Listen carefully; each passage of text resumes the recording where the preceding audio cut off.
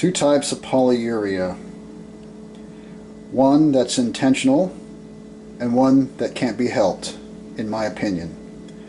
If you notice this bottle, we have three areas that are marked out: under hydration, normal hydration, and overhydration. For a person who can hold their urine for whatever reason, their bladder is strong, they might be able to maintain a normal hydration level when the kidneys are working properly, and they would just periodically urinate. And when it gets to a point where they have urinated enough and they start to feel thirsty, they can replenish their level by adding a little more water, and they can kind of control the rate that it expels. So this is the normal condition where a person's able to hold it.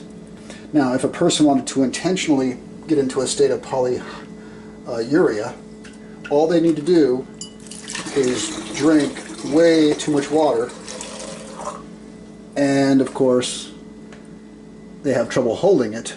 They feel quite a bit of pressure, so now they have to go and urinate to relieve the overhydration.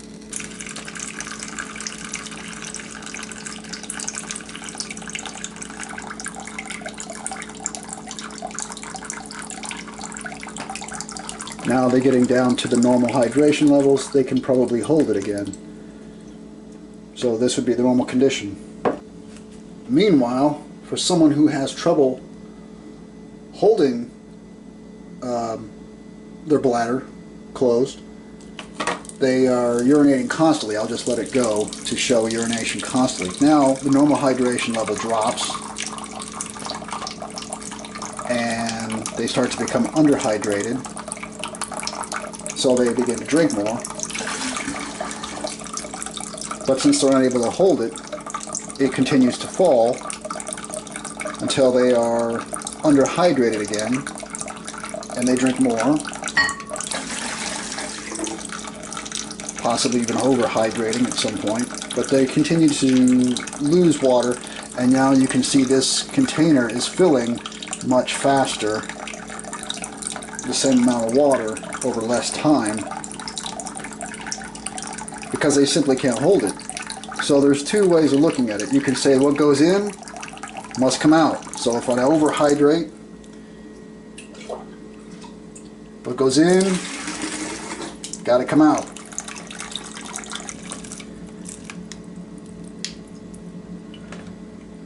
But conversely, there's another way of looking at it. What goes out has got to come back in. What goes out's got to come back in if you're unable to hold it.